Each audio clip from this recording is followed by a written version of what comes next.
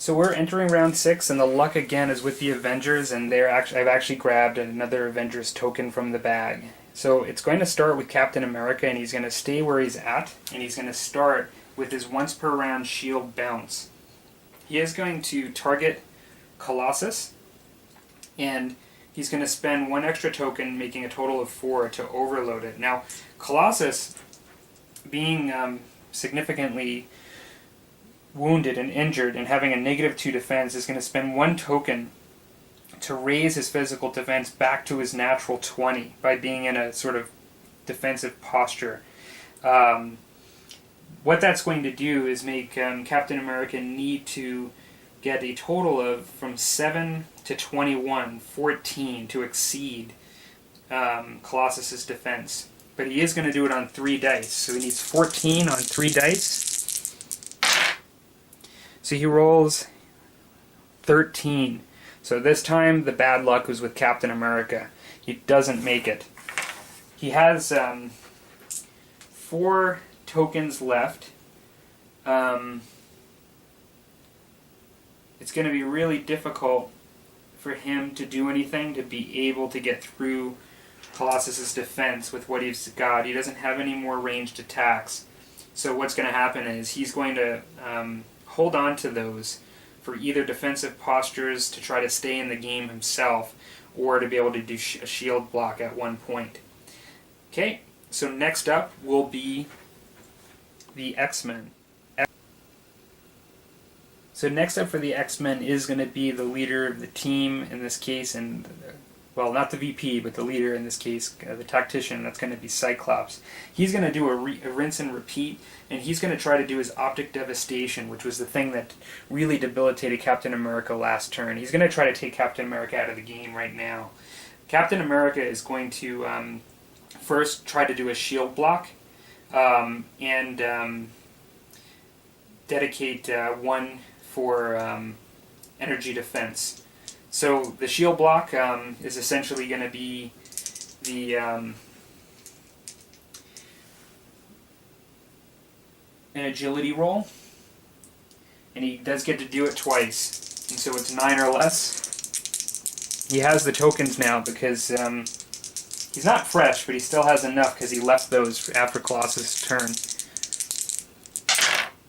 So he rolls double 2s, which has no significance in this case other than the fact that he made it.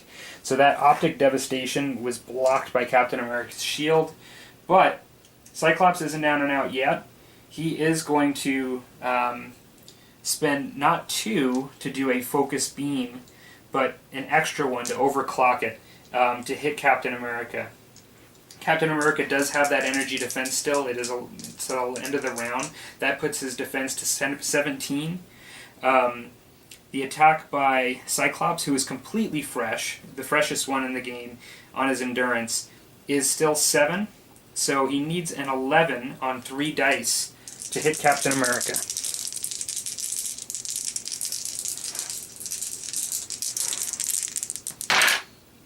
And he does it.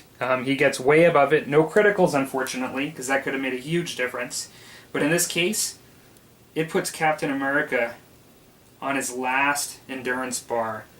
Still in the red zone, but 1 more piece of damage will incapacitate Captain America. Unfortunately, in order to do that, Cyclops exhausted everything.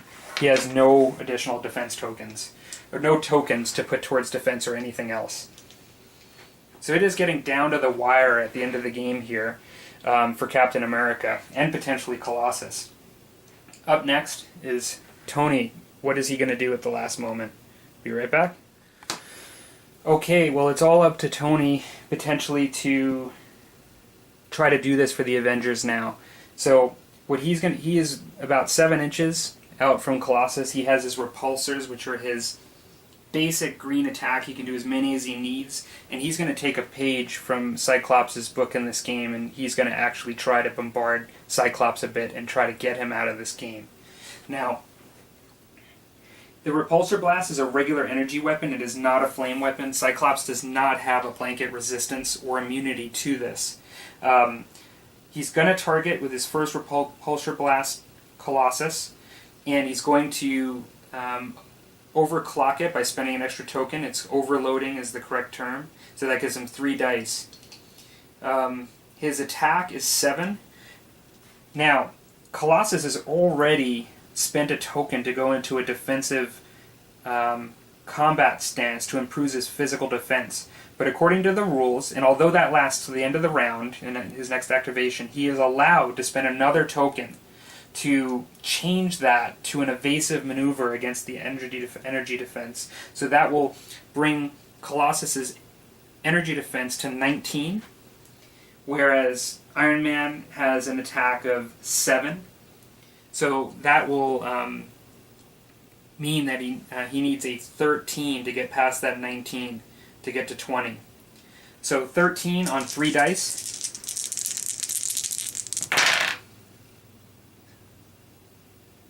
So he gets a 14. And so with a 14, that does a full 2 damage. There are no criticals here to Colossus, and that actually takes Colossus out of the game. Iron Man still has 3 tokens left. He's going to actually fire another Repulsor Blast. This, let me check to see that he's 8 inches. He is. From Cyclops, and that will be Cyclops has no ability to go into any sort of evasive maneuver. His natural defense is 15. Iron Man has the tokens to do another overloaded Repulsor Blast, and that will be let's see, 3 dice, hitting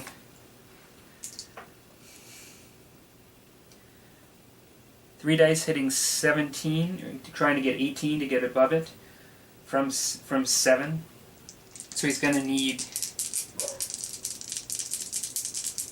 an 11 on 3 dice. He does do it by far.